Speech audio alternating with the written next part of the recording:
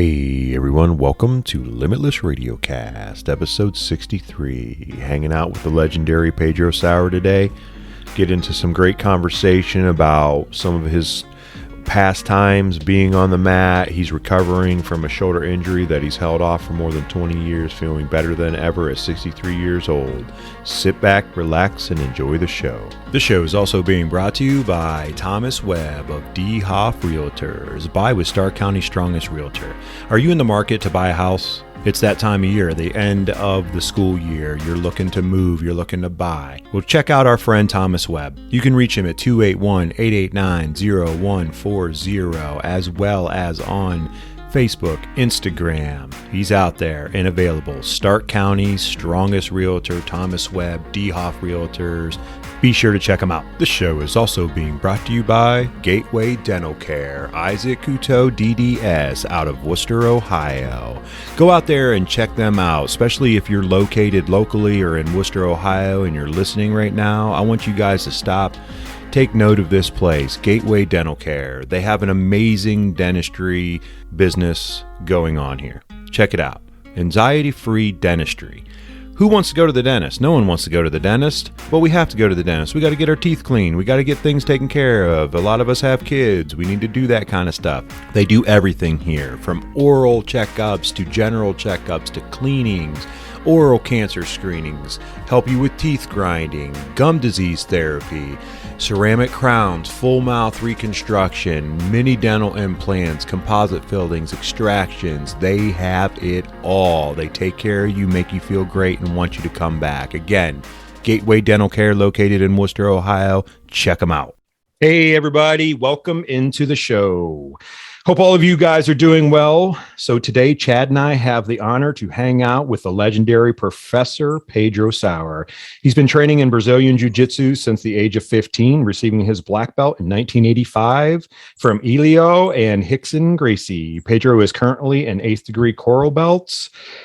And also today, the Pedro Sauer Brazilian Jiu-Jitsu Association is regarded as one of the largest and most respected Gracie Jiu-Jitsu associations in the world. Pedro, thank you so much for hanging out with us. We appreciate it very much. Absolutely. My pleasure. Thank you. Yeah. My pleasure. Appreciate you guys, man. Thank you very much. I was an honor to share Jiu-Jitsu, any kind of thought with you guys and the public, of course. Thank you. So I gotta start out, Pedro, and tell you a little connection we have. So I met you years ago at a seminar at Tony Rinaldi's in Youngstown. But I actually got my purple belt and brown belt from Charles Allen. Oh, Charles Allen, yeah. Yeah. Good guy. Yeah, super good guy. We were very fortunate to have him in Ohio for probably 5 years. I was a blue belt at the time, and he just walked into the gym, and I'm like, can I help you? He's like, oh, I just moved to the area. And, I did the whole, who is this guy? I had to research him.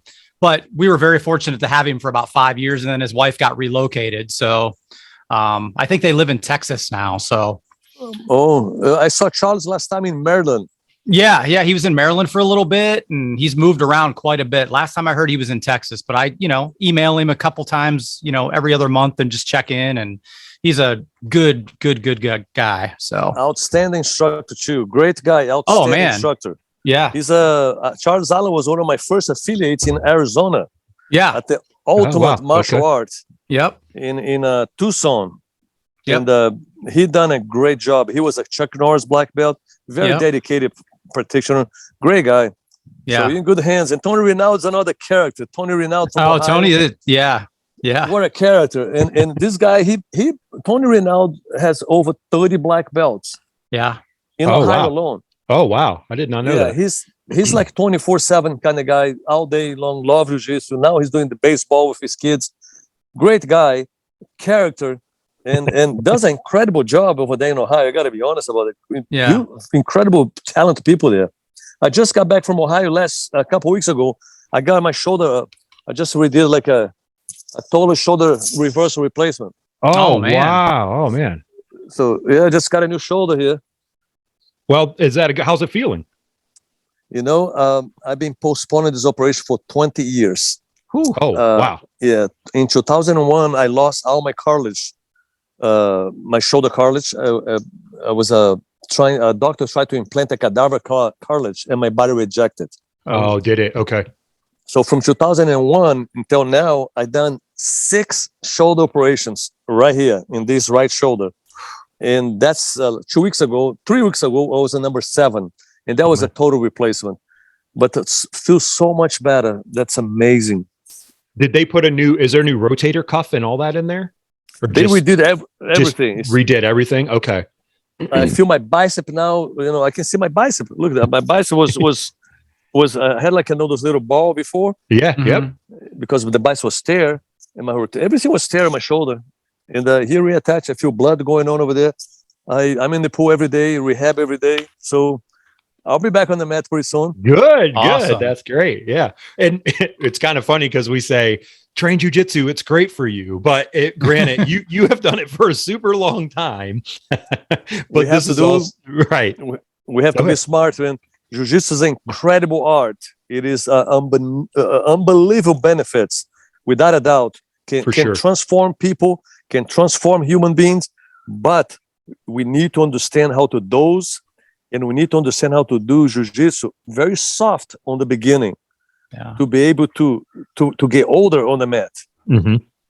Be able to ratchet it up as you go. Yes. And and it seems it's kind of funny because it and I'm sure it's gotten better. When you're first starting, you tend to go real hard, and then you tend to slow down, and it should be opposite. It should be you go real slow, and then you ratchet it up, because obviously you're much better and you understand what's going on. Yes. So and it was probably, I think, depending on when you started. I started in 2004, and obviously you're way back in the day. You went hard then because you didn't know any better, right? Now, at least with the experience, we can tell our students, "Hey, slow down a little bit. Let's do it this way." Exactly. Yeah. We don't need to go to the same route before. On the early days route, and when I bring the early days, like when we moved to America, we pretty much arrived here in America in the late 80s. And I was in May of 1990. And we have to fight everyone every night, all the time. Not just the person, but the friends and the more friends. People used to bring wrestling champions and, you name it. And we've done this for years. And that's a lot of wear and tear. It's one thing when you have a student that come to class and they want to learn the curriculum, they want to learn jiu-jitsu. We have everything pretty much laid out to them. The other thing is that when you don't speak English, and every single night, it's just a war. Yeah. You just go for the war every night. So I got 16 operations of my body so far. Man. Because those wars, and I'm telling you, if you don't understand jiu-jitsu on the beginning, it's very hard to get older.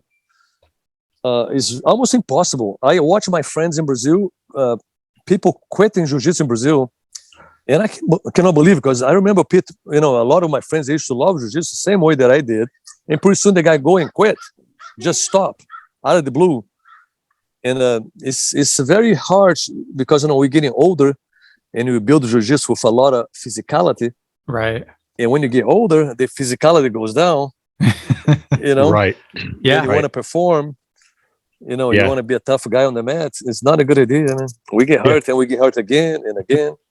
That actually, it's kind of interesting. So I started late in life. I was 41 years old when I started jiu-jitsu, and I've just turned 45 actually last Monday. So that was me. Like, I realized very fast that, I'm not that young 23, 22-year-old guy anymore that's strong. Like, I'm strong, but still, I just can't move like I was. And I'm like, all right, you just need to slow down and kind of take it easy. And obviously, and Chad's my coach, so it was very good. He was always in my ear and to teach me and to coach me along that way. So I get like what you're saying. Like, then I was like, all right, slow down, be smart, train smart, enjoy it, have fun. Because I love it. Obviously, I fell in love with it. Like, majority of people do. I still say that it does take a certain person to like jiu-jitsu.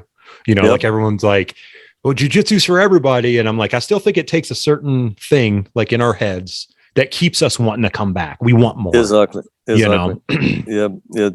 Most important in the beginning is just is to ease yourself in. Sure. You can have people that come in like us. Probably you guys do the same thing that I did. You go to the first day of class, your instructor, hey, my friend, don't worry. Anything that happened, just tap. Just give up. And that's how we started. Sure. And on the beginning, we kind of go a little bit more. After the third, fourth, fifth tap, you're going full blast. Yeah, right. You're like, trying. I'm tired of tapping. That was it. And now now we own. Now I'm really going to see if the thing's going to work. And what's going to happen is, we're going to have two possibilities. Or the guy is going to say, you know what, this stuff is not for me. I horrible. I'm never going to do it anymore. I hate it. It was claustrophobic. I hated the pain. This is not for me. Or he's going to say, you know what, I got to learn this. Yeah.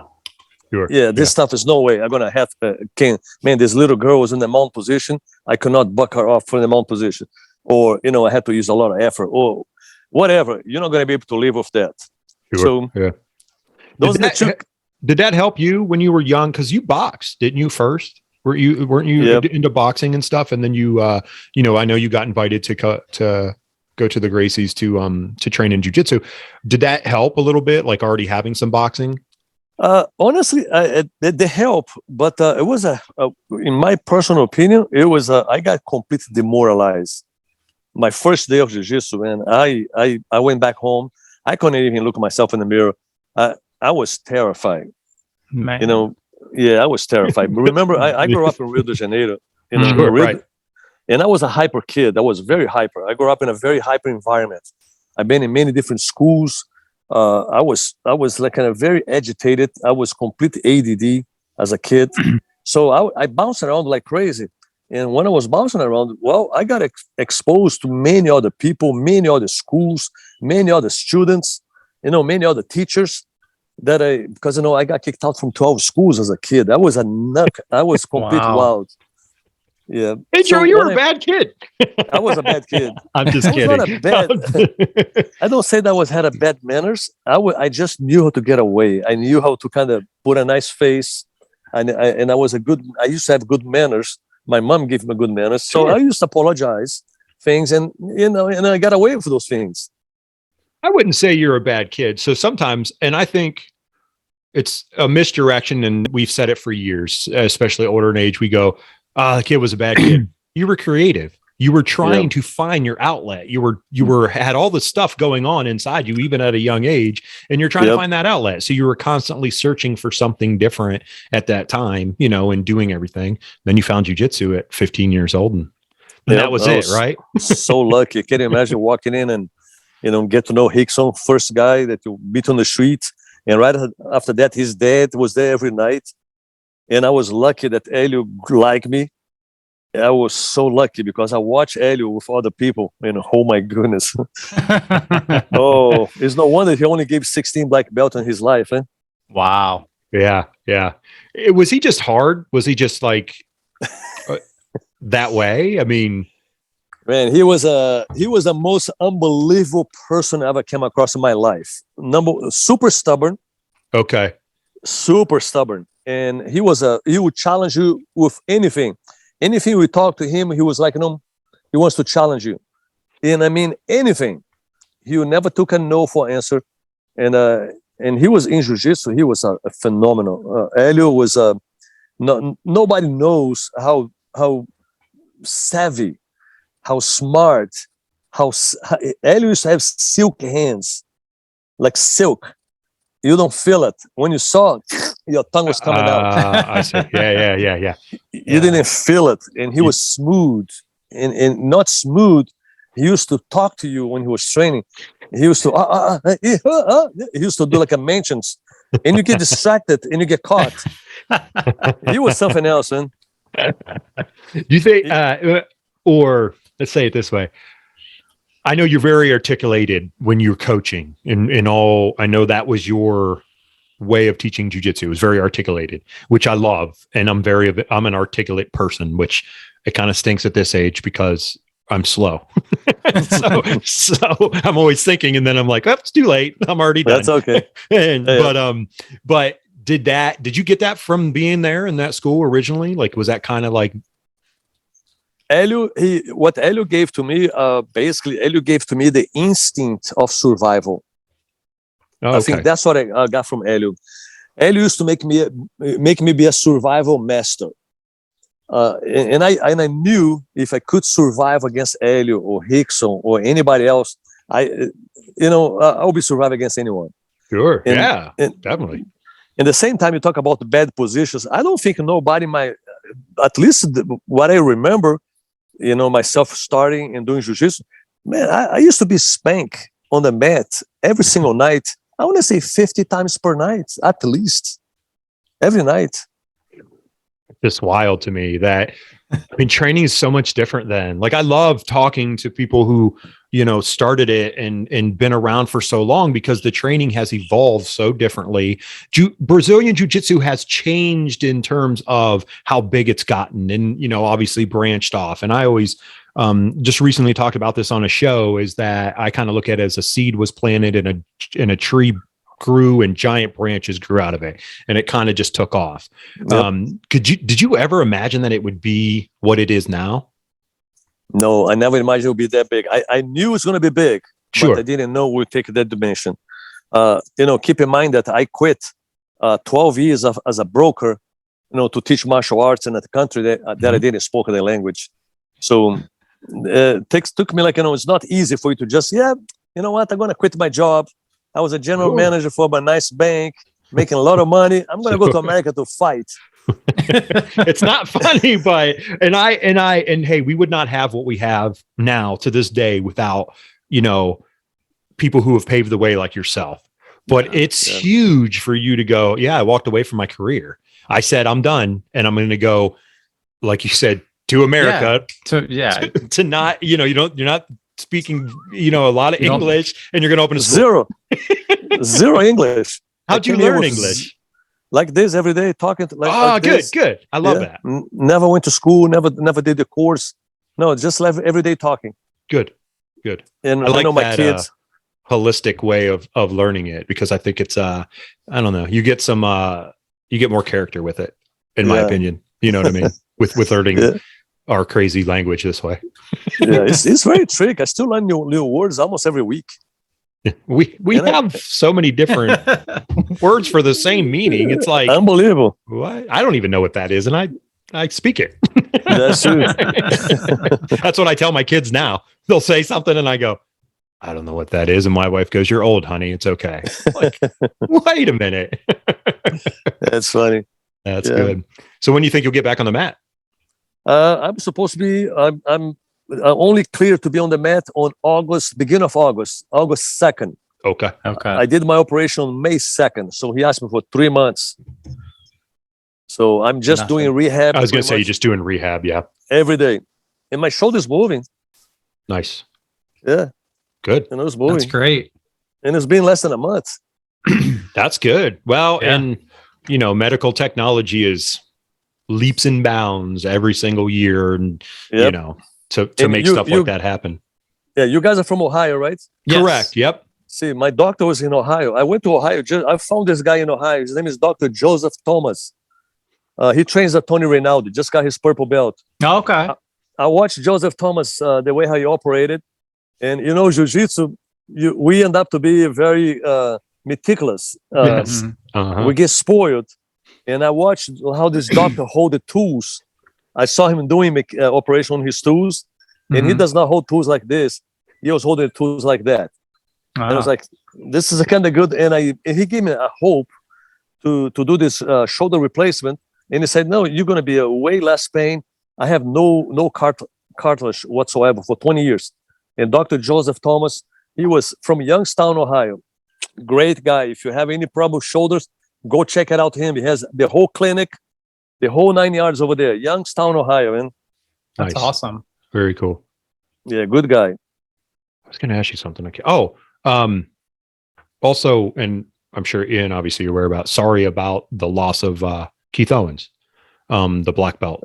He was a black belt under you, right? Yeah, 30 years. He's been with me since 1992. Man. Yeah, I met Keith Owen, who was a great guy. He was a gentle giant. The dude's like that big. Yeah, he's so gentle. Such a nice guy. Funny. He's a funny guy. We've had the opportunity to see videos, and we've had one of his black belts, REK, who is Ari was, he was so gracious to come on our show very early when Chad and I started the podcast, and and then recently because that's his professor, right, was Keith. So I'm super unfortunate. unbelievable individual. He went to Brazil with me, and he was totally fine. He was training. He was in shape. He updated his life policy. His healthy, did all his healthy check, passed with everything. Went to Brazil in January. It was February, and he was training with everybody, going to the schools. People arrived there. He's like, "Oh, professor, now I know the Brazilian way." He was telling me that they were the Brazilians. They fight kind of with a lot of intensity. I know the Brazilian way now, professor, and talking about ask me questions. We talk about cars. He showed me his picture of his cars, and he told Professor, my next one is going to be a Porsche Taycan, because I know you love Porsche. I know you're a Porsche guy. I'm going to be this, blah, blah, blah. So he hugged everybody, went to lay down side by side with his wife, hold the phone and take a breath and drop the phone. And his wife called, Keith is not doing good. Keith. So we kind of got Keith, like, when we arrived, Keith was still moving and still kind of making noise. Sure. We take him to the hospital, and when he was in the front of the hospital, same Helio Gracie, the same hospital that Helio Gracie passed. Wow. Same hospital. Wow. And I put Keith on the stretchers, and I pushed the stretch to the hospital myself and a couple other guys, Tiago and another guy, Claudio, and another friend. We pushed the stretcher, and I was screaming, American police officer, American police officer. I need an emergency doctor. We got 5 doctors like that. But Keith just had like a massive heart attack. He just kind of, lay down in bed, went to sleep, and didn't wake up. Pretty much that's Keith to have. Man. Individual guy. Unbelievable. Yeah, what a great individual. Yeah, I unfortunately never got to meet him or anything. I had some interaction on Facebook with him. I would message him when he posted a video and be like, hey, man, I really like that. We had talked about getting on the podcast and things just didn't line up, but always loved watching his videos, and very funny. Very funny guy. That's too. That's what I love when Ari, obviously, it's a huge impact to him. And so he's been sharing a lot of information online and a lot of videos and stuff. And I get to watch those, which I love, because I love when people get to share that information. And I was like, man, he was a comedian, kind of like he was a funny guy on the mat. Like he enjoyed life. He enjoyed, people in life, and which is, one thing in jiu-jitsu that I found very quickly is I almost, not that I ever took it for granted, but it's like, wow, I enjoy life so much more now that I train in Brazilian jiu-jitsu.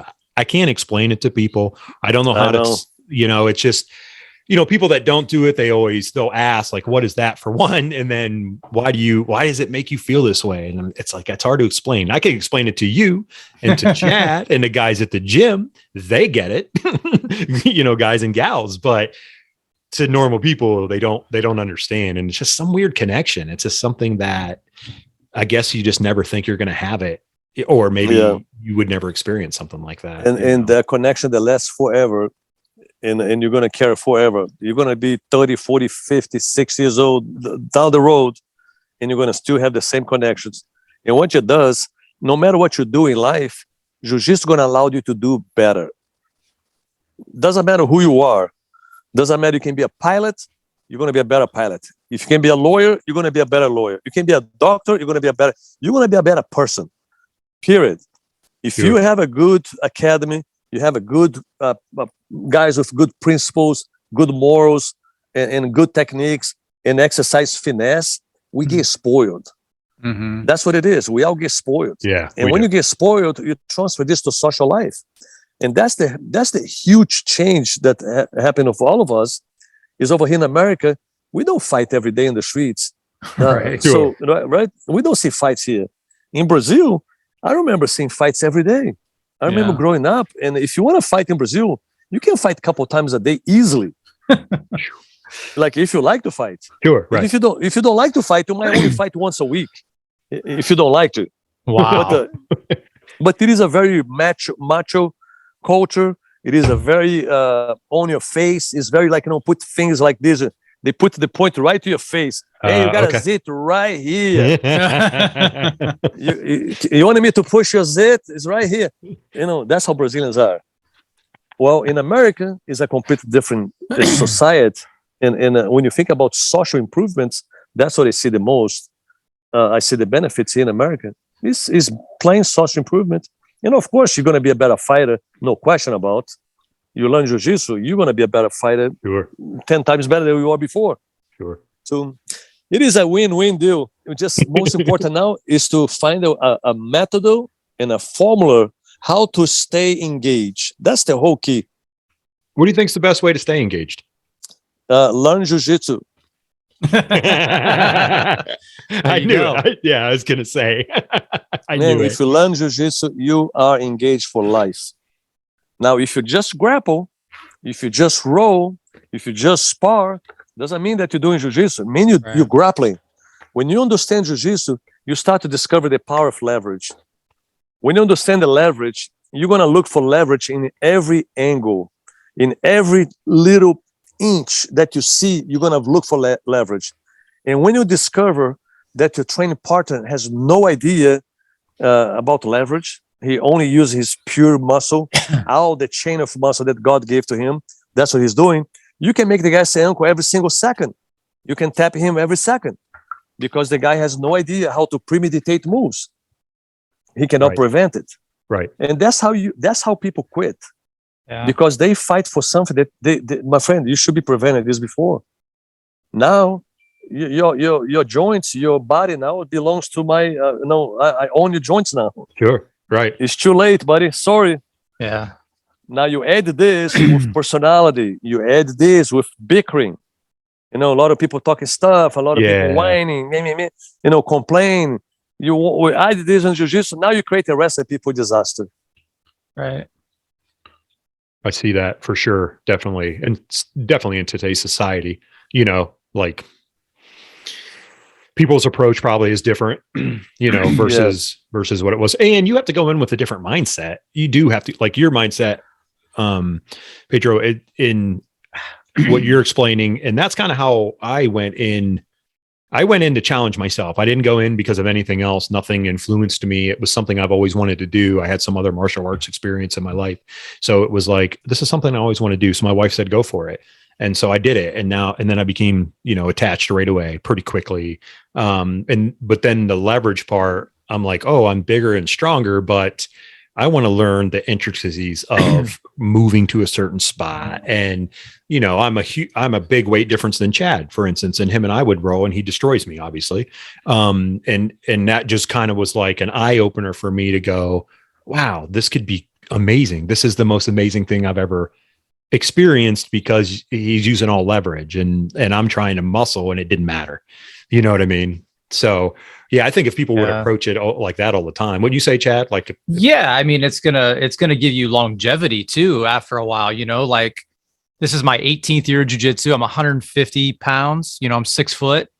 I wouldn't have made it through that long of jiu-jitsu without learning some, some skill and leverage because I'm not going to go head to head with that person. And when I started jiu-jitsu, I was like 130 pounds. I've always been that tall, lanky, skinny dude. I never wrestled. I did karate growing up, some taekwondo and that kind of stuff. So, I didn't have any grappling experience. So I really had to focus on that technique and learn how to use my limbs and my body and all that stuff. So, yeah. Then when you do learn those mechanics on the early, that's my beliefs. That on the beginning, if we learn a little bit more mechanics and we diminish a little bit the grinding, this free sparring. Yeah. Because the free sparring for the new guy is, number one, is too risky. Yeah. For everyone. It's risky for the guy who's the new guy, it's risky for the advanced guy too. Because, the new guy, sometimes he might do something out of the blue that's not expected. For sure. And that's where the angels start showing up. So it's risky. Now, if you minimize a little bit the effort and you maximize the practice by putting a curriculum that's a solid curriculum, make you the guy, you have to repeat the curriculum over and over and over. So you create the muscle memory. And after that, you start slowly introduce grappling, but specific grappling. You don't open spar. Open spar is good for somebody who has experience, who's been there. Been there. You already a blue belt, a purple belt. You already been on the game, so your mind is open mind and your mind is flourish. You have an open mind and you absorb everything. When you don't have that, you are just fighting on the go. You're just on the go. You press the autopilot and let's see how it's gonna go. And then most of the times the result is very bad. Eventually it will happen, an injury. Sure. If you think about 80% of our people might quit before blue belt. Yeah, for sure. Yeah. And I always wondered that too. You know, I've read those statistics, and I've always wondered, is that a huge portion of it? Because you're like thrown into the shark pool instantaneously as soon as you walk in the door that night. Oh yeah, not everywhere. You're the nail for a long time. Yeah, you're the new person. So I'm like, man, I wonder if that's why people walk away, because they're like, I can't do this anymore. Like, I can't just go get beat up. I want to go learn something. And obviously everyone's different, and you know, the approach is different. But when you first opened your school in America, was it difficult to convince people? Oh my gosh, it was impossible. It was impossible. People, they only came to class to try to beat me. That's the only reason they show up. That's the only reason they show up. Yeah. I mean, there's some old videos of, there was guys challenging you then, weren't there? Like, there were some wrestlers or grapplers or whatever. Every day. That like catch wrestling stuff. Yeah. Every day. I for years, for the first, I want to say probably 3.5 years, I did the challenge pretty much on a daily basis. Man. Yeah, didn't they show up at your house before? Didn't you say you had guys show at your house? I remember an interview or something. I listened to you. You were eating dinner. They'd knock at your door, and just like this, we be right here talking. Somebody will be knocking my door right there, and I have to hold on a second, friend. Get on the mat. Let's go ahead and spar. So it's no excuse. And I done that for like that was something we done for years. Mm-hmm. Like, I want to say probably close to 3.5, 4 years. Okay. Wow. But you were proving a point too. You were showing that. Well, you had to. You had to. Like, you were showing that it was efficient, that it was superior, and that it worked. Yeah. And you were always you were pretty small always too, right, Pedro? You're 150 pounds. Yeah. Yeah. So everybody loves the Gracie challenge. Oh, that's the little one over there. At least the little one. Are you saying you got picked on a lot? Well, you know, the Gracie challenge, when you think about a lot of guys who came in, Grandmaster Helio used to like myself as a small person. He used to put me to row with pretty much everybody knew. For them to see a small person, I was smiling because I was very friendly. I trained. I always like to smile and have fun. I don't get mad training. I don't get pissed. Sure. So I enjoy. I have fun. And Helio wants to see Jiu-Jitsu, wants to prove Jiu-Jitsu with finesse. Yeah. And I was so lucky. I don't think I never remember to be on the mat ever. And Helio was in class showing a move where he didn't ask me to be his Yuki. Man. Oh, nice. Priceless. I was his Yuki for my whole life. Yeah. And all the sons, Rickson, Helson, Rorion, they knew that every time that Helio paired up with me, they don't have to even look. Right? Because I was gentle. I'm not gonna. So I was very lucky. When I met Helio, he was my age right now. I'm 63 right now. Okay. And I you look amazing at 63. You're great. You look great. Thank you. I appreciate it. I hide pretty good my age. No, see, jiu-jitsu made you young. I mean, hey, you may have had a lot of surgeries, but really, in the grand scheme of things, inside is what counts. It made you young. You know what I mean? It does. It keeps you young. Keeps you doing this. Keep you young and keep you around young people. And not just this, you can see the benefits. Every time that, like right now, I'm not supposed to be putting my gi. I think this is going to be the longest time in 50 years. Oh, that you haven't put it on. Yep, I've been putting my gi in 50 years that I've been training. That's going to be the longest time that I'm not going to put my gi on. Wow. In 50 years. And I'm being because otherwise I'll be on the mat tonight. Yeah, for sure.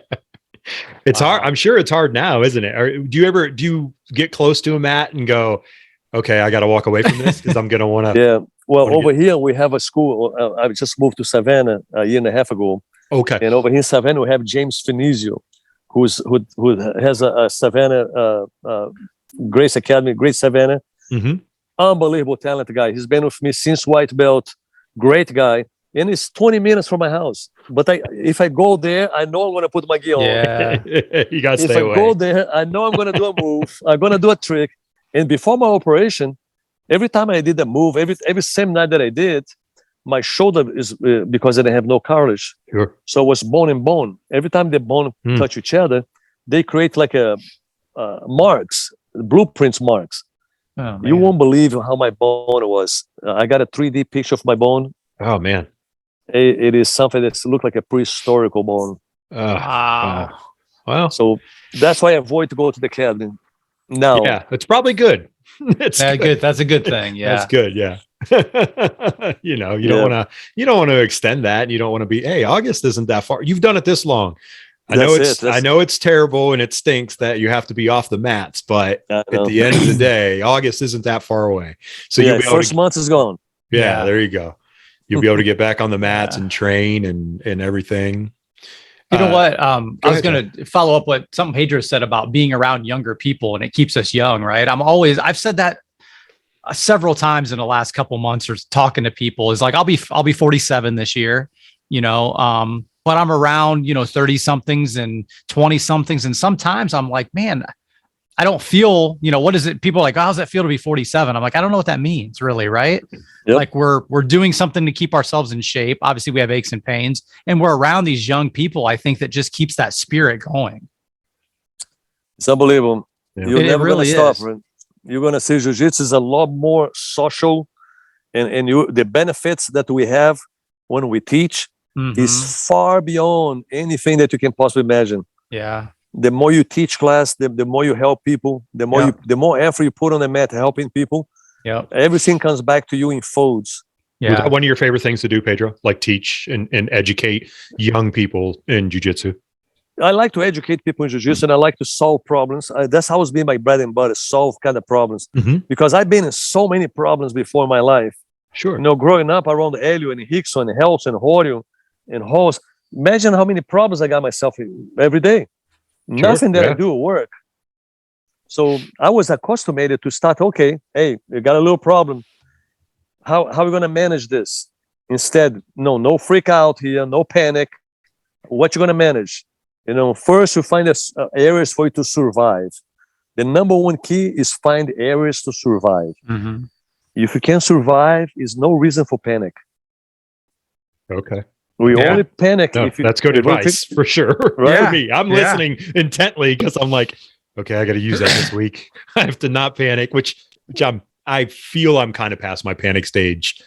Maybe sometimes if I'm in a very uncomfortable position, I may panic slightly, but for the most part now where I'm at in my stage of jiu-jitsu, I don't panic anywhere near like I did before. Mentally, I shut myself down, you know, to panic. New people stop breathing, right? It's like you have to remind them to breathe. Yeah. New people, that's the only thing they do. Every move they do by panic. Yeah. And they do by muscle memory. Yeah. So as you know, as a more mature, you know, when you train a little bit longer, you know that when you put a little pressure on somebody, you touch somebody in a little spot, you know when the guy reacts, you know how he's gonna, you know exactly how you're gonna make him say uncle the next time. Sure. Right. You know, right. You know, you just discover his muscle reaction, and after that, you just chase the reaction pretty much, and you're gonna make the guy say uncle every time. And the guy who's receiving this has no clue what's going on. So it's very tricky in the beginning. We need to make sure we keep playful for the kid, for the young generation. Yeah. And this would allow people to stay on the mat longer. Yeah. And they stay in the mat longer. They're gonna start reap the benefits, because the benefits comes with longevity. Sure. It's just not now. Now it's not just benefits. Now it's feel good, but the benefits really come with longevity.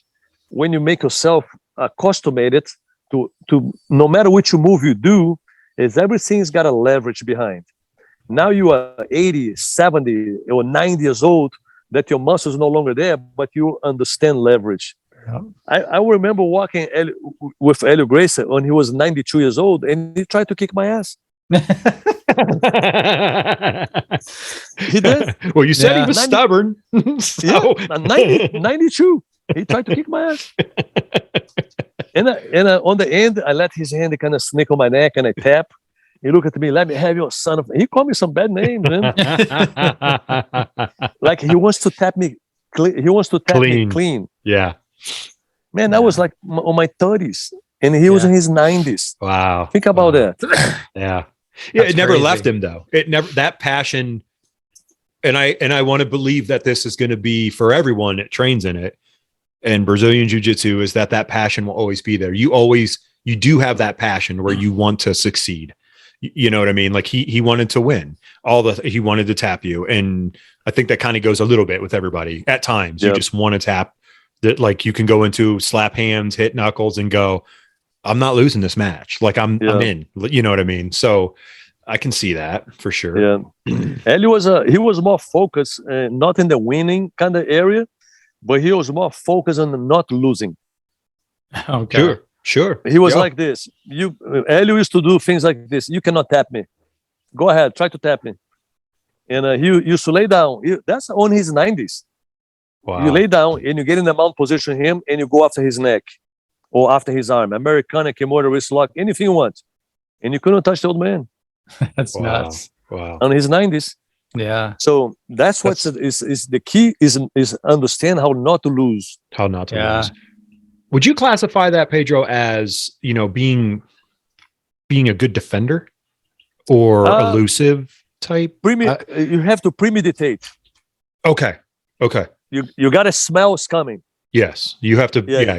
You have to feel it's like a boxing match.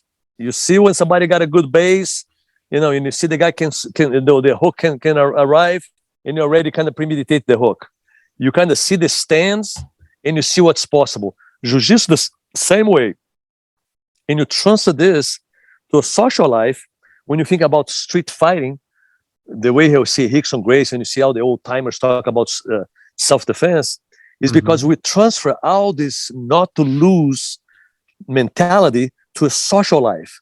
That means you can walk in any place in life, and you're not afraid of your physical body. You're not in dangers of your physical body.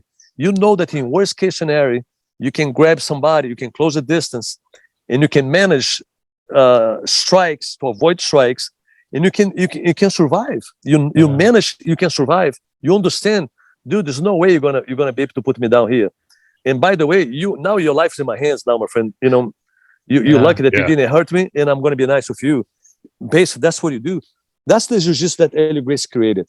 It was totally based on survival. Oh, wow. Okay. So I've never heard it. Yeah. I've never heard it like that before. I love that. That's interesting. Like I didn't. Totally survival. So it's more on survival versus just being beat or winning. Yeah. So the key was like, hey, what I need to do to not to lose? What I need to do to negotiate this position that I'm losing, but I have not lost yet? What can I negotiate? Okay. I'm losing this position here, but I have not lost yet. What I need to do now? What kind of trick can I come up here? What kind of distraction? Can I just maybe give my right arm here to maybe the guy to maybe put attention on my right arm and I escape my left one? Those little things, when you start playing this, that's what you bring to a social life. And that's when you bring longevity in jiu-jitsu. I like that. I like that a lot. I'm going to write that down. when I edit this show, I'm going to write it down so I can look at it from that way versus a different, because I always love the different approaches of Brazilian Jiu-Jitsu. I know there's a lot of different approaches, and I try to look at it from an articulate side from what, I said earlier in the show. And I just love that kind of philosophy. Like, yes, it's just, I don't know, just different. Jiu-Jitsu is still priceless for us to not to do for life. And you watch people quitting if you watch black belts quitting, we have not seen so many in America yet. In Brazil, I watch all my friends black belts quitting. Yeah. They just walk away, huh? What happened that they could not keep up the performance. Okay. They could not keep up. So you walk in an environment where everybody's a macho man, macho culture. Now you have this little kid that started training jiu-jitsu at 3 years old. Now the kid is 15, but it's a freaking beast. He's a beast, for 12 years. Right. And you are in your 40s, 45, 50s. You're no longer top shape. And you do pretty good in the first 3, 4, 5, 10 minutes maybe. But when you kind of get a little gas out and the little kid's still playing around, jumping around like fresh in front of you. Right. Which you're going to have that, you just have to, you have to figure out, we talked about Charles Allen earlier, Pedro, a little bit. And I remember asking Charles when I might have been a purple belt, and I'm like, man, how do I I can't hang with these young guys anymore. What do I do? And he's like, why are you trying to hang with them? Slow them down, make them play your game. You don't play their game, because if I go here, they go here. And then it's just that you're chasing it. Slow them down, make them play your game. The key is for you to premeditate every move they can do towards you. Yeah. So before they do the move, they try, but you already anticipate and you already defend it. Right. So what you do now, you put in the, okay, my friend, the ball's in your court right now. You're going to be the one that's going to do all the work. And I'm just going to be over here on this side here, surviving, protecting myself, defending, saving my energy. And the moment I notice that you make a little mistake, I'm going to capitalize. That's going to be the only chance I'm going to have to make you say uncle, is in the little mistake. So you just wait patiently until the little mistake arrive again. Yeah. And if you don't have this kind of feeling, you chase you go after. When you go after, you get exhausted and you get tired. You get tired. Yeah. Cannot do it, and eventually quit, and that's how you do. So people are like, I don't want to do this anymore. It's so hard, man. Because before we used to be there, we used to win. Huh? We arrived in the school before. Hey, I was a stud, man. I used to win. I used to be good. And now look at me. Everybody got my number down. Sure. If I quit now, they're gonna remember how good I used to be. That's how they say. Right. Yeah. Yeah. That's how they say, man. Yeah. I don't know. I'd rather be remembered for not sticking quitting. with it. Yeah. I want to be remembered for not quitting. Like I don't care. Hey, you lost everything in the last 10 years of your life. I don't care. Like I never quit, did I? I didn't quit and walk away. I would want that more than anything. You got to remember too, for the people that you promote, like for what have you done? Okay, how many times have you been doing jiu-jitsu? Oh, I've been training jiu-jitsu for 20, 30, 40, 50 years. Okay, what have you done? Sure. How many times you multiply yourself? How many people you promote? What have you actually done? You just promote yourself, or just for you, or you multiply yourself? Right. I honestly think the key is multiplication. Maybe. Yeah. You have to. I think you have to. And if you live by that, like you said earlier, Pedro, it's not only in jiu-jitsu, it's going to be in life in general. That's in everything that you do. That would be, great advice. I mean, anyone out there that's listening, that's great advice for you to live your day-to-day life like that too. Exactly. Exactly. We got to do that. Multiply ourselves then, because it's jiu-jitsu too priceless. And the benefits keep coming. Doesn't stop here. No. I feel like, so this is my 4th year at black belt. I got my black belt in 2018 from James Klingerman. And, you always hear like you learn more once you get your black belt. And it's so true. I feel like, and I don't know if it's the confidence, because I was a brown belt for 6 years. I was a brown belt a long time. So I was kind of on that downward, like getting a little bummed out and, and we had some affiliate changes and stuff. But, once I got my black belt, man, I think the confidence got there. Like, I do deserve this. I did work hard to get this. And then it just like opens your mind even more. Yep, it is. And the more comfortable you are, the more you playful you are. Yep. And the key for you is, like I said, multiply yourself, man. It's a hard life, but it's a very pleasant life. You're going to be receiving an incredible amount of awards on the future, because you're going to be able to see little kids that before jiu-jitsu, probably the little kids could be doing something really bad. Right. Sure. And you end up being in your school. And because your expertise and your time, your effort on the mat, the kid end up to be an excellent, outstanding citizen and doing something very good for life. Yeah. Those are the things going to count down the road. And of course, we have to think about all the fights.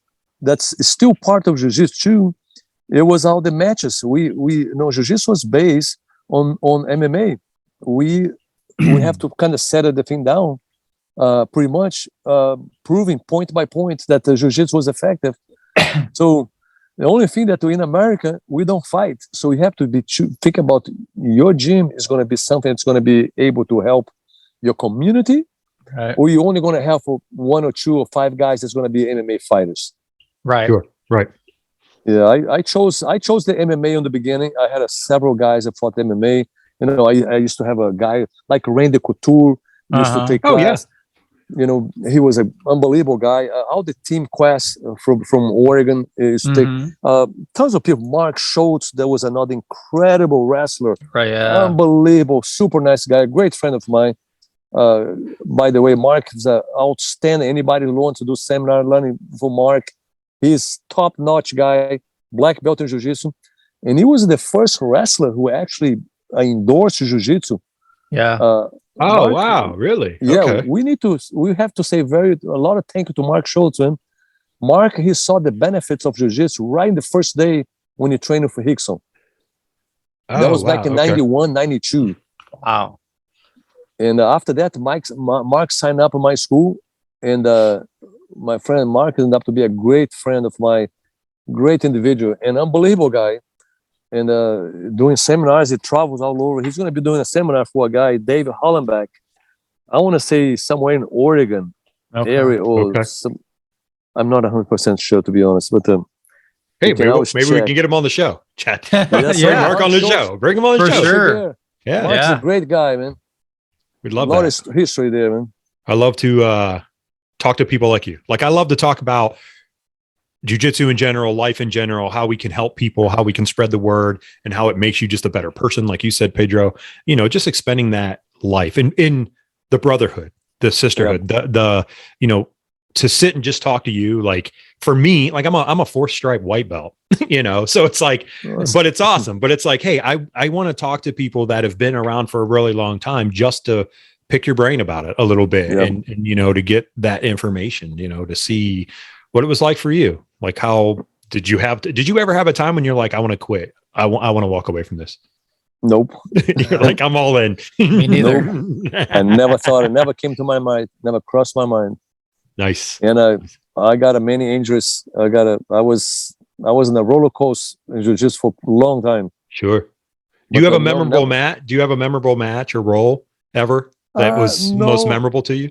No, not memorable. No, I don't have nothing like this. I have many. Every time that I'm in the mat, man, I just feel like great for anything that I do. And every time that I'm on the mat training, can be with my kids, can be with my students. Yeah. No, doesn't matter. It's I had a great time, and I can smile, I can have fun with those things forever.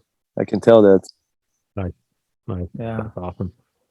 Well, we've kept you for almost an hour, sir. And just say bye.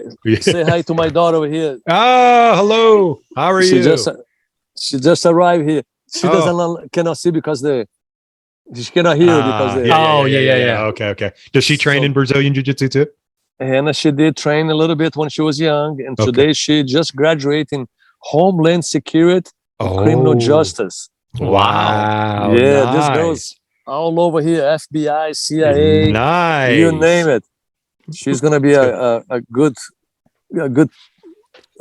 lady here. Now I know who to call. Yeah, I'm just gonna call you, Pedro, and say, hey. I'm just kidding. Call Hannah. Yep. Yeah. That's so awesome. I just had I have twin boys, Pedro, that just graduated high school. Congratulations. And one of them did his senior year at our local what do you want to call it, Terry? Our 2-year college. It's a local 2-year college. Yeah. So anyway, they had a program where he actually graduated high school with an associate's degree. And now he's going to go into criminal justice. He wants to be a police officer and detective. So nice. Look at that. Out.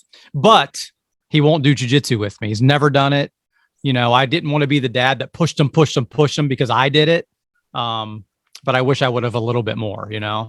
So. Well, you got to tell him, my friend, if you want to succeed in a criminal justice, you got to learn some jiu-jitsu, because there's going to come a time that it's going to be mandatory. Yeah. I definitely think we're heading in that direction. Don't you, Pedro? Like, it's becoming more and more. And at our gym at East Coast Martial Arts in Stark County, Ohio, here, we have a ton of LEOs, police officers. We have firemen and all kinds of first responders. Yeah.